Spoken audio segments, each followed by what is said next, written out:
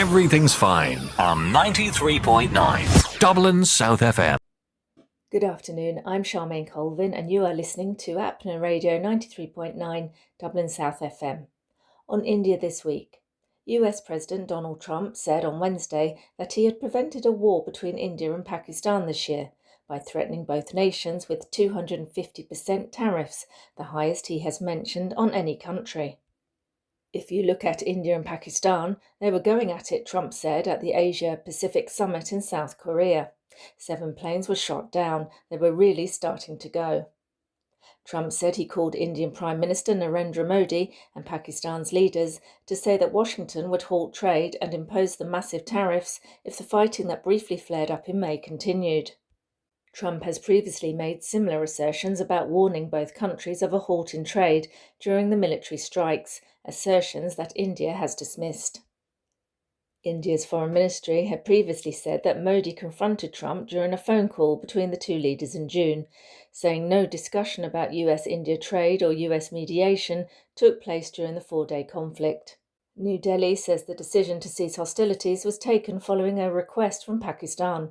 Pakistan thanked Trump for playing a mediating role and nominated him for a Nobel Prize for stopping the war. Trump said both sides initially resisted his call for a ceasefire, but later backed down.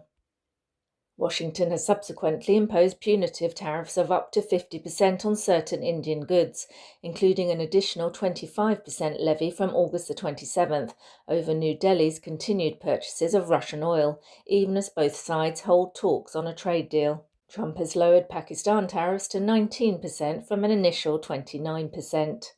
A year after the death of Ratan Tata, the Tata Group, a gigantic Indian salt-to-steel conglomerate, which he steered into a global, modern, technologically advanced enterprise, finds itself facing a plethora of crisis. The business empire, which owns iconic British brands such as Jaguar Land Rover and Tetley Tea and makes the iPhone for Apple in India, is yet again a divided house. For months, a boardroom power battle between trustees has exposed internal rifts that forced the government to step in and prevent a repeat of the very public legal tangle that engulfed the Tata Empire in 2016, when its former chairman, Cyrus Mistry, was ousted from the group.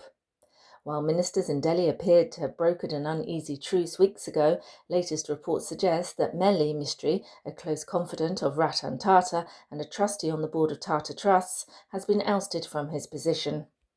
The latest rift comes at a time when the Tatars are facing severe business headwinds, while trying to expand into new growth areas like semiconductors and electric vehicles, as well as attempting to revive Air India, the ailing carrier they bought from the government in 2021, following a tragic crash earlier this year. An Indian minister's comment that 2 female Australian cricketers who were touched inappropriately last week should have informed authorities before leaving their hotel has sparked a row, with many accusing him of victim blaming.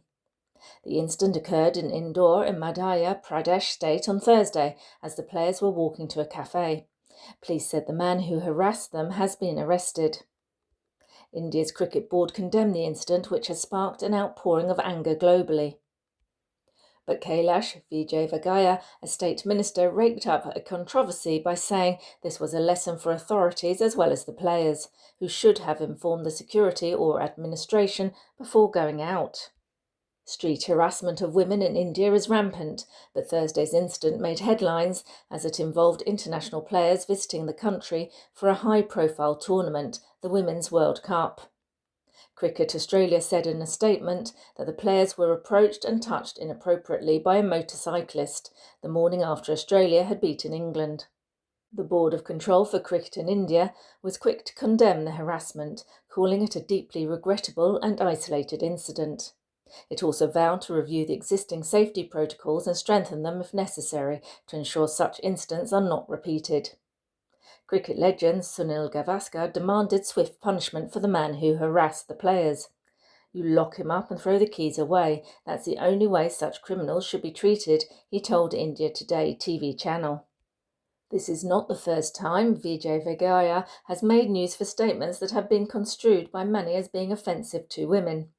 A few months back, he had made headlines for saying he didn't like women wearing short or revealing clothes, and that in the past he'd refused to take photographs with them.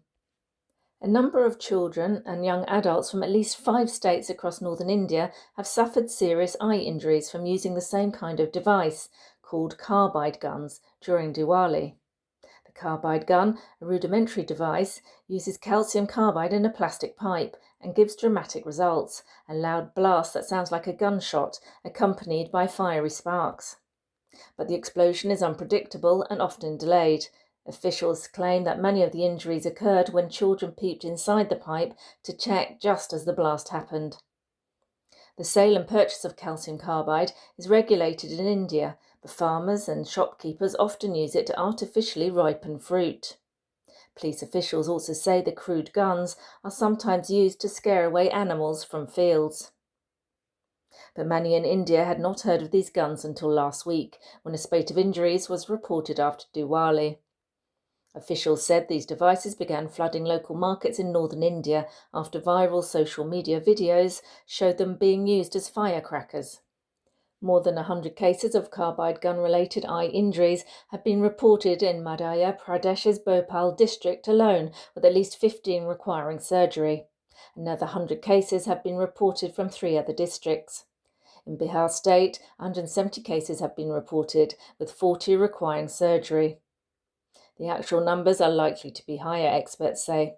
Calcium carbide is a regulated substance in India. Its possession, use and manufacturing are controlled by law because of its harmful effects and potential for abuse.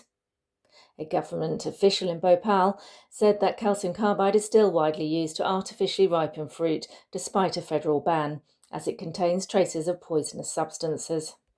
And finally, after more than half a century, Thuengeling Meva, India's oldest rebel, has come home. Now 91, Mr. Meva is the General Secretary of the National Socialist Council of Nagalim, or NSCN, the most powerful of the Naga insurgent factions that once fought the Indian state in one of Asia's longest-running rebellions, though today the organisation is often regarded as a shadow of its former self. His supporters see him as the keeper of a demand India has never recognised, a separate state for Naga people. His critics remember something else, a movement accused of targeted killings and running a parallel government in Nagaland through taxes, money called extortion. Allegations the NSCN denies. Meva's demand for a separate Naga flag and constitution remains a stumbling block. In an interview in 2020, Meva told journalist Karan Thapar the Nagas will never be part of the Indian Union nor accept its constitution. There can be no solution without our flag and our constitution. The Indian government has offered greater autonomy, but rejects any concession implying sovereignty. And that's all from me. You have been listening to Apna Radio 93.9 Dublin South FM. Everything's fine on 93.9 Dublin South FM.